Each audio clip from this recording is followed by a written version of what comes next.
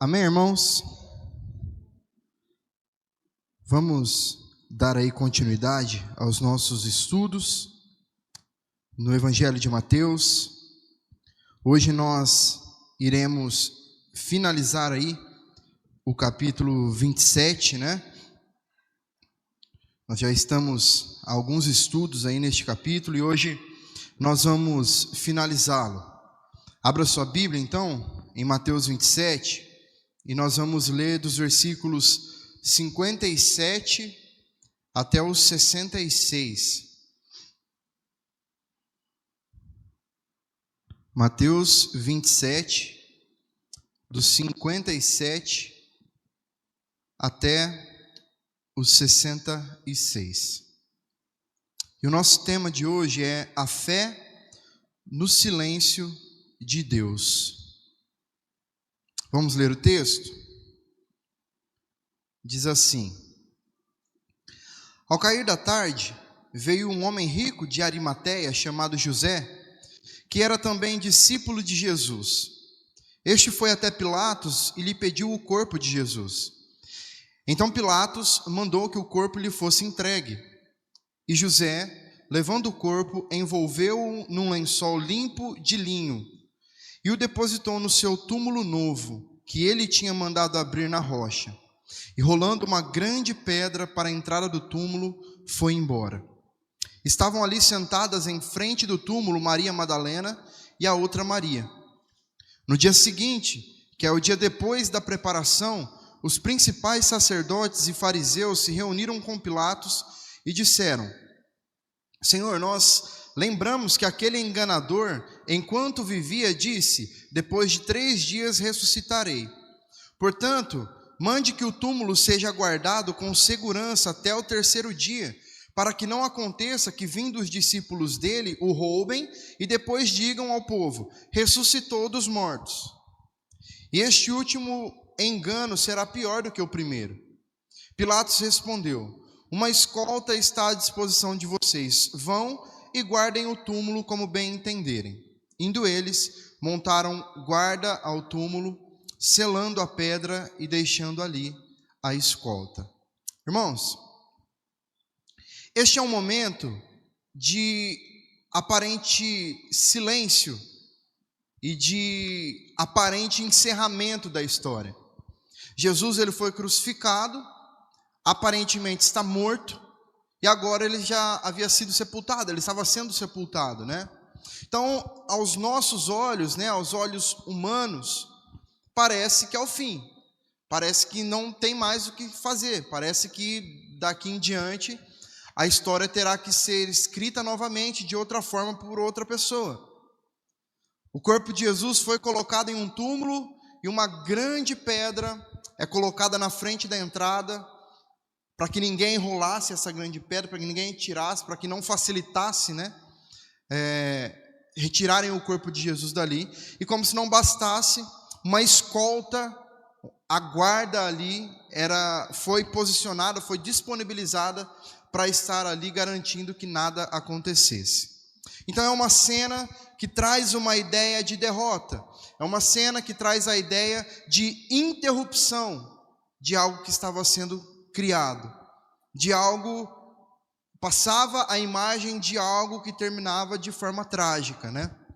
Só que quando nós olhamos com mais atenção, nós percebemos que esse momento revela muito mais do que um simples sepultamento, né?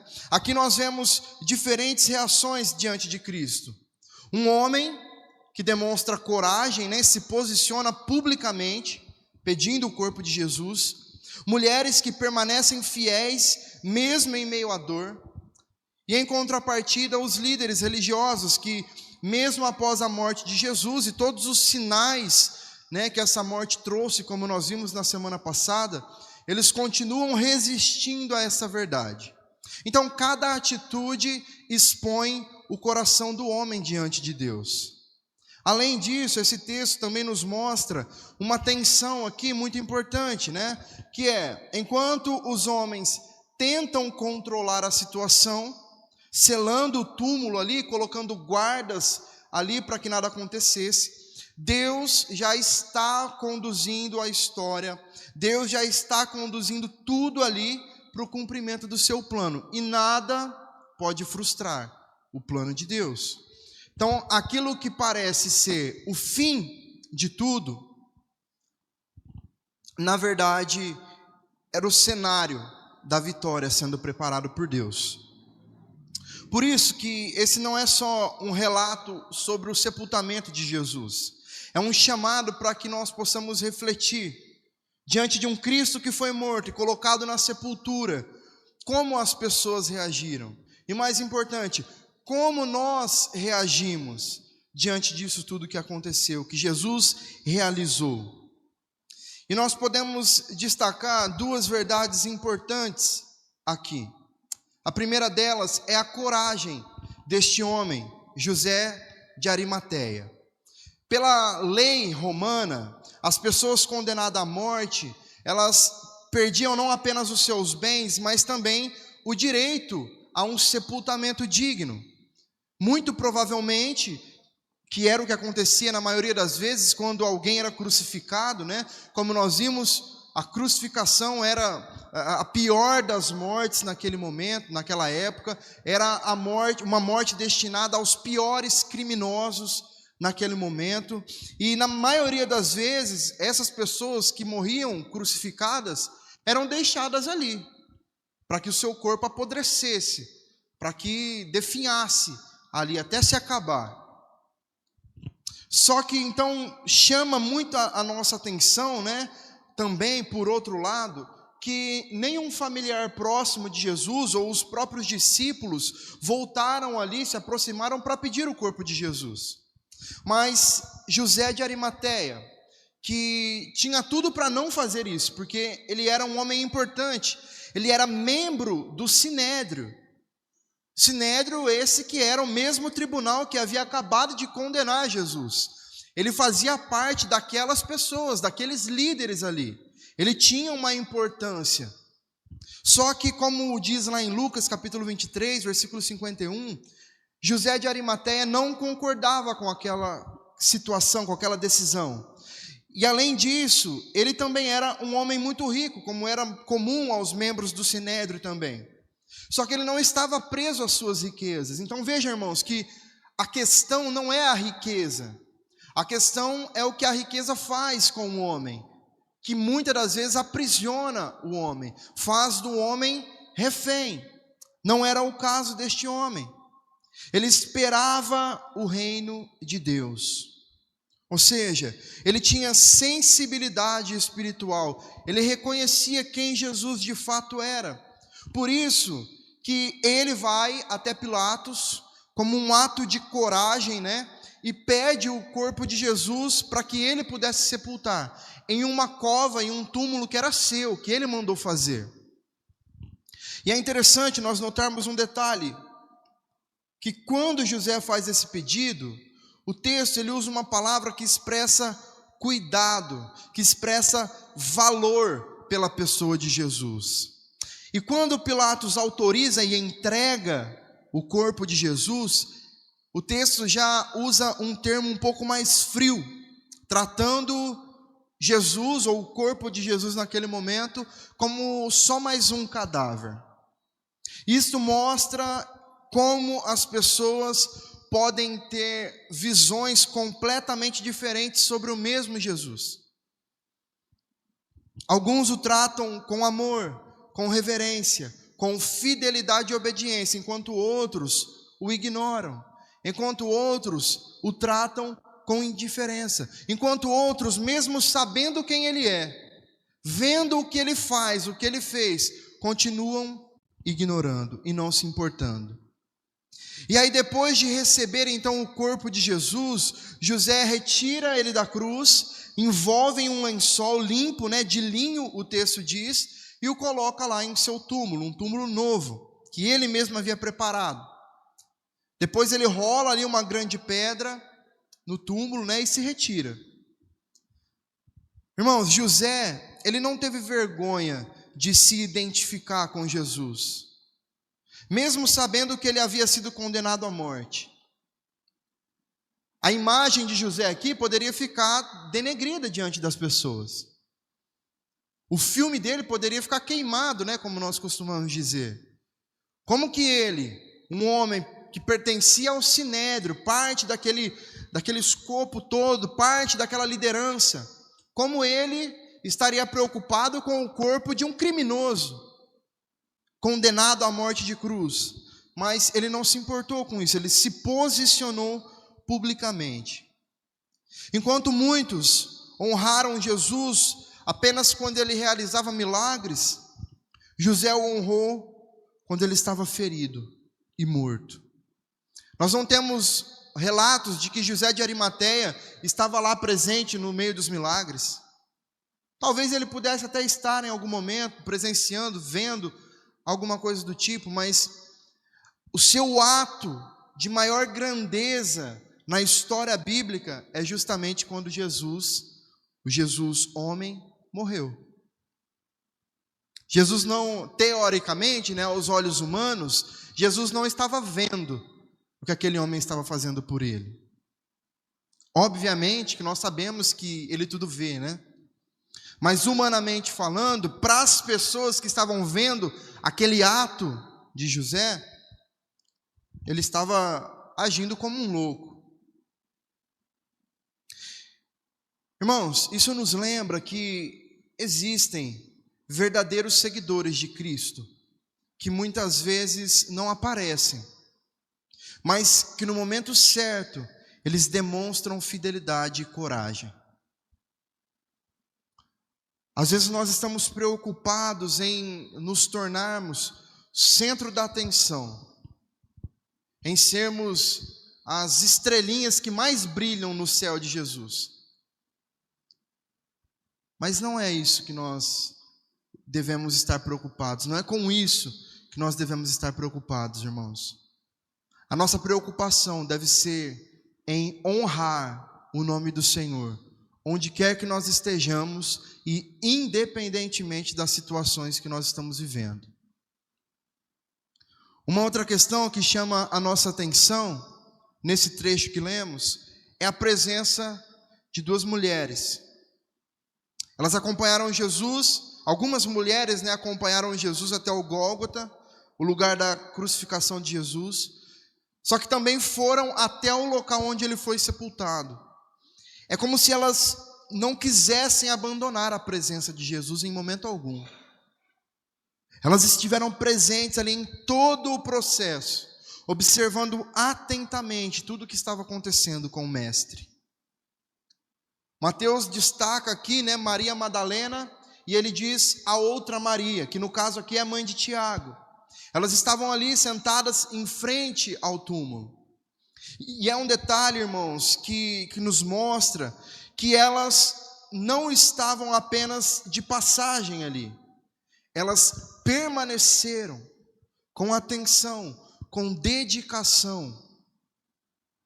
Essas mulheres serviram a Jesus durante a sua vida e continuaram demonstrando o seu amor e a sua fidelidade, mesmo após a sua morte. Mesmo que talvez aos olhos delas, nada mais pudesse ser feito. Elas permaneceram ali, presentes, firmes e comprometidas. Isso nos revela um tipo de fé perseverante, que não depende das circunstâncias, mas do amor por Jesus. Porque muitas vezes nós estaremos diante de circunstâncias, de situações em que parece que Deus está morto, que Ele não reage, que Ele não fala, que Ele não faz nada por nós. Mas tudo que Ele precisava fazer já foi feito na cruz do Calvário. E agora cabe a nós nos posicionarmos diante do Senhor e vivermos uma vida reverente, vivermos uma vida de fidelidade a Ele.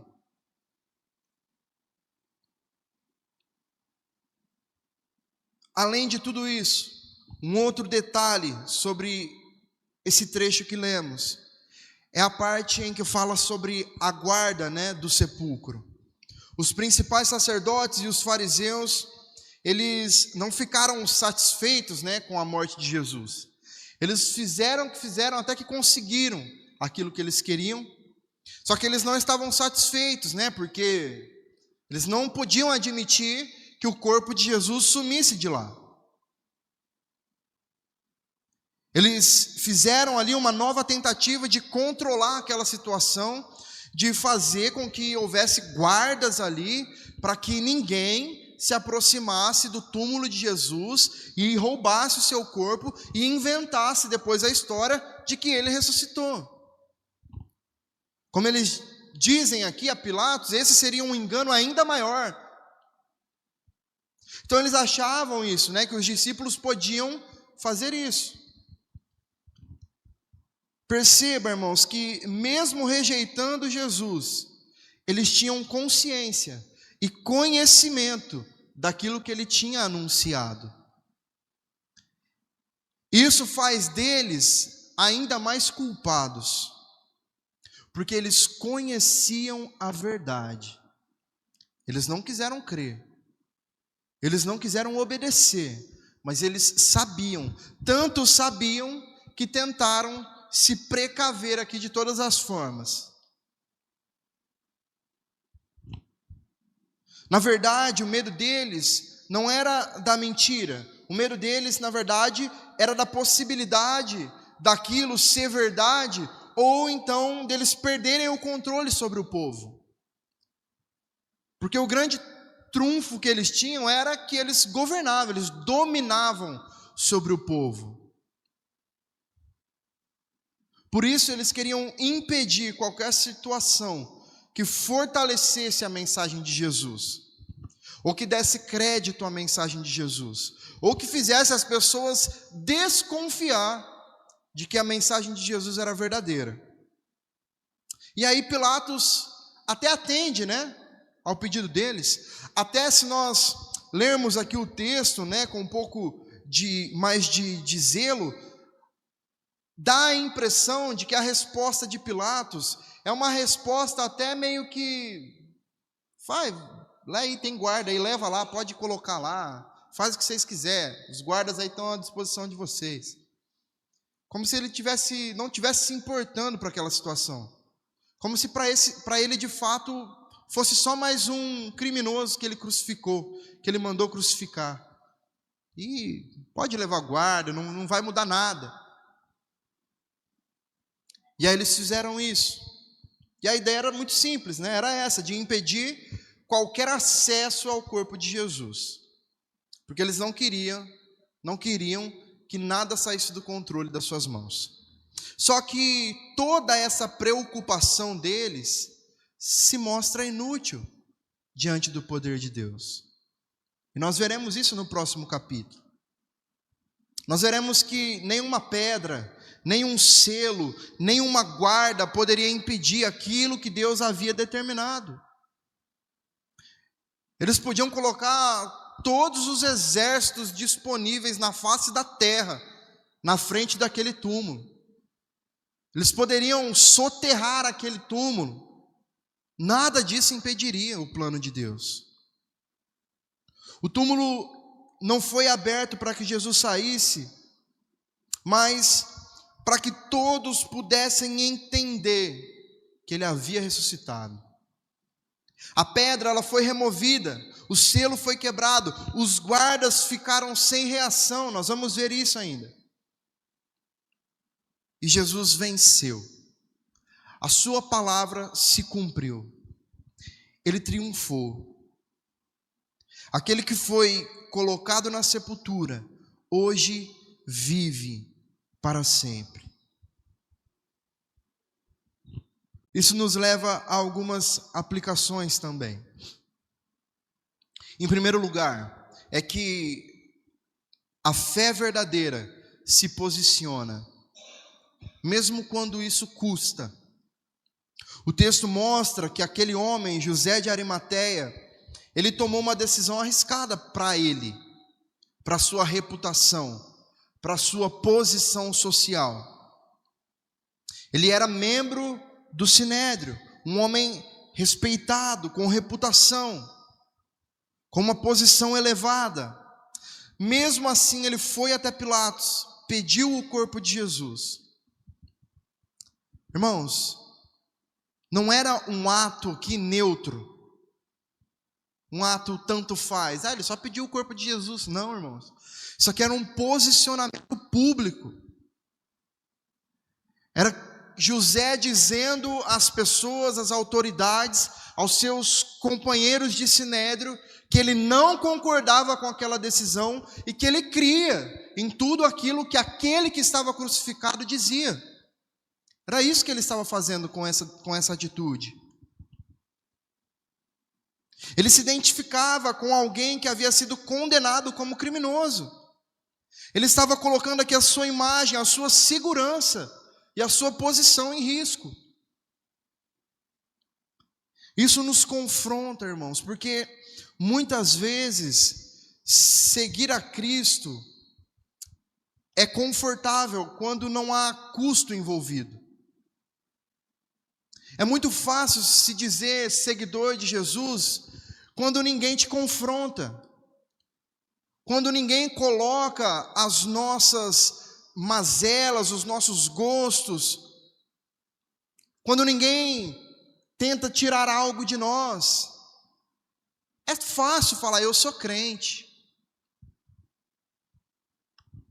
Só que o verdadeiro teste da fé acontece quando a nossa fidelidade a Cristo exige coragem, exige desapego das nossas coisas, dos nossos bens, da nossa posição na sociedade, da nossa imagem muitas vezes. José, ele não apenas honrou Jesus quando Jesus fazia milagres, mas quando ele estava morto, rejeitado e aparentemente derrotado. Por isso que nós precisamos diariamente avaliar a nossa fé. No nosso ambiente de trabalho, no meio da nossa família, entre as nossas amizades. Muitas vezes nós somos pressionados a nos calar, a nos adaptar ou a nos posicionar claramente como cristãos. Muitas vezes nós receberemos nome de bobo, de tolo. O exemplo de José mostra que a fé genuína não se esconde quando o cenário é desfavorável, desconfortável. Pelo contrário, é justamente nesses momentos que a fé genuína precisa se manifestar. Porque seguir a Cristo, irmãos, envolve decisão, não é sentimento. Enquanto nós vivemos a nossa vida cristã baseados naquilo que nós sentimos em relação a Deus, a fé, a igreja, aos ministérios, nós estaremos vivendo a vida cristã errado.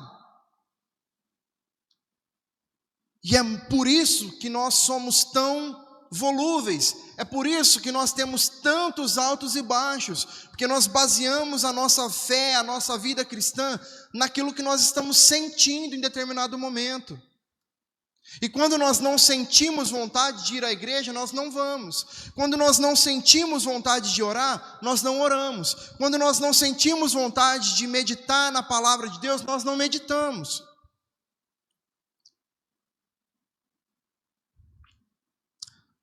O texto nos chama a refletir, irmãos, se de fato nós temos nos posicionado por Cristo quando é conveniente, ou também quando isso exige coragem.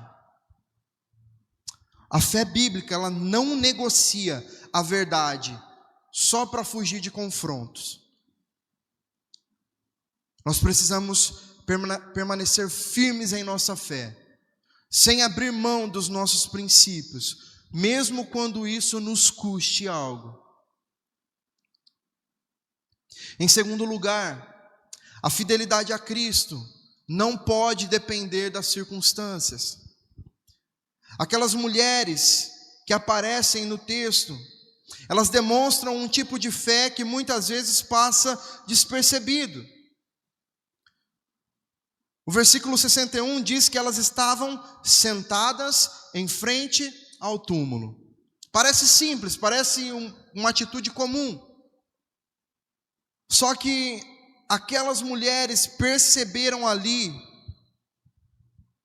que algo estava acontecendo. Elas perceberam que a palavra do Jesus que elas seguiam durante todo esse tempo estava se cumprindo. Por isso elas permaneceram ali, mesmo quando tudo indicava que a história havia acabado. Diferente de muitos discípulos que fugiram, elas permaneceram. Elas não estavam ali por expectativa de um milagre naquele momento. Elas estavam ali por amor, por compromisso, por fidelidade ao Senhor. Elas haviam servido a Jesus em vida e continuariam presentes, mesmo após sua morte. Isso nos revela essa fé, que não é motivada por resultados imediatos, mas por relacionamento. O que fez com que aquelas mulheres permanecessem, o que fez com que aquelas mulheres acompanhassem ali toda a trajetória, todo o trajeto, todo o momento ali de sofrimento de Jesus, era o relacionamento que elas tinham com Ele.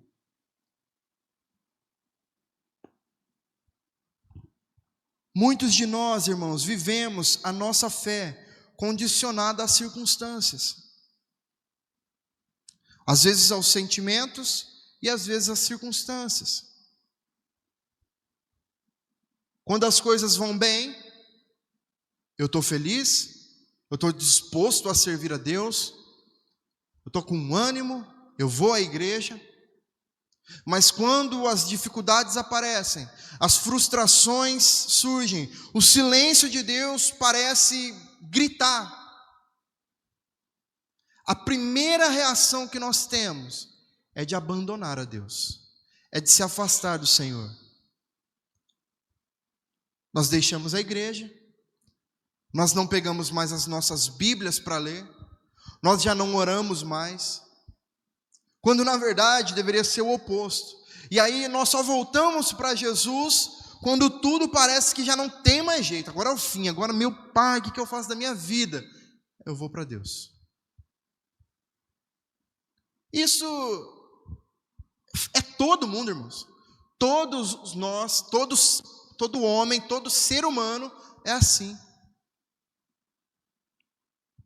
Só que o exemplo dessas mulheres nos ensina que a fidelidade verdadeira permanece mesmo quando nós não entendemos o que Deus está fazendo.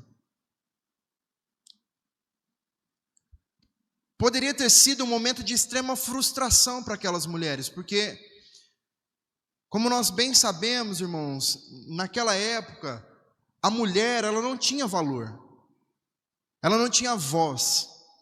E Jesus, em várias circunstâncias, deu voz a essas mulheres, enxergou essas mulheres com amor, com igualdade. Talvez essas mulheres tiveram em Jesus o tratamento que elas nunca tiveram em suas vidas, nem mesmo por um pai. E talvez o sentimento de frustração poderia ser muito grande no coração delas. O único que nos deu ouvidos até hoje morreu. Voltamos para a estaca zero, mas não.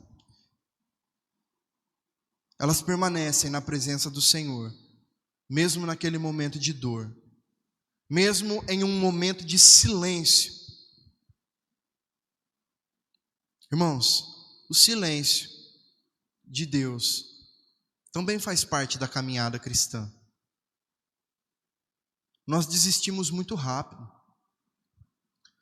Nós paramos muito rápido. Nós temos exemplos bíblicos de pessoas que perseveraram em oração por 40 anos.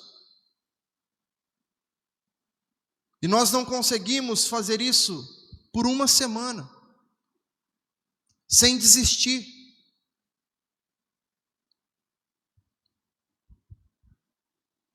Nós devemos continuar orando, servindo aprendendo e permanecendo firmes, mesmo quando nós não vemos respostas imediatas.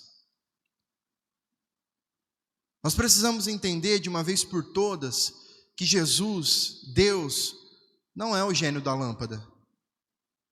Que você esfrega a lâmpada, ele aparece e realiza seus desejos. Não é. E que bom, porque nós não sabemos pedir.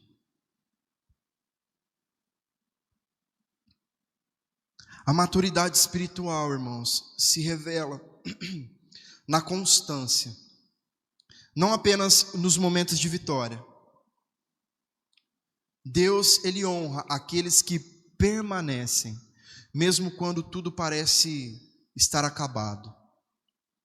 E em terceiro lugar, nenhum esforço humano pode impedir o plano de Deus. Aqueles líderes tiveram uma atitude interessante, né? Porque mesmo rejeitando Jesus, eles se lembraram do que Jesus dizia, que depois de 3 dias ele ressuscitaria. Então eles conheciam a verdade, não aceitavam, mas sabiam. E eles tentaram controlar essa verdade. Do ponto de vista humano, era um plano muito bem estruturado. Quem botaria a cara contra a guarda romana? Quem iria tentar lá desafiar a guarda para roubar o corpo de Jesus? Estava tudo sob controle. Ninguém poderia se aproximar, nenhuma ação poderia acontecer. Só que o texto deixa claro que todo esse esforço é inútil. Nenhuma barreira humana pode impedir aquilo que Deus determinou. Irmãos, o que Deus determina não muda. Como o pastor José diz, não tem capeta, não tem demônio, não tem nada nem ninguém que possa mudar. E sabe de outra coisa? Nem a nossa oração pode mudar o plano de Deus. O que Deus determina, Ele não é como a gente, irmãos, que Ele muda de ideia. Deus não muda de ideia. A Bíblia nos ensina que Ele escreveu cada um dos nossos dias antes mesmo da fundação do mundo. E esse é um fato. Nós oramos, nós buscamos o Senhor para que esse plano já determinado por Deus possa ser introduzido em nós, para que a nossa vontade seja transformada e seja moldada pela vontade do Senhor, pelo plano do Senhor, para que a nossa mente seja reconfigurada, para que os nossos planos deixem de ser os nossos e passem a ser os planos de Deus. Por isso nós oramos. A nossa oração não é para mudar Deus, é para nos mudar. Porque quanto mais oramos, mais nos aproximamos do Senhor. E quanto mais nos aproximamos do Senhor, mais nós deixamos de querer aquilo que nós queremos. E nós passamos a entender o que Deus quer.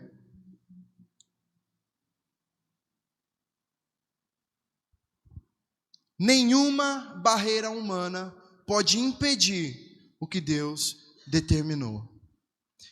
Nenhuma autoridade política, nenhum poder religioso, nenhuma força militar, nada pode impedir. Deus não depende das circunstâncias, irmãos. Ele não está limitado pelas ações humanas. Se Deus dependesse das circunstâncias, irmãos, Ele seria um Deus fraco. A circunstância está no poder das mãos do Senhor. É Ele quem faz e desfaz a circunstância. E isso nos traz dois sentimentos, dois entendimentos opostos. Isso nos traz segurança por um lado, mas isso também nos confronta por outro. Por quê? Nos traz segurança porque muitas vezes nós enfrentamos situações que parecem ser impossíveis de se resolver.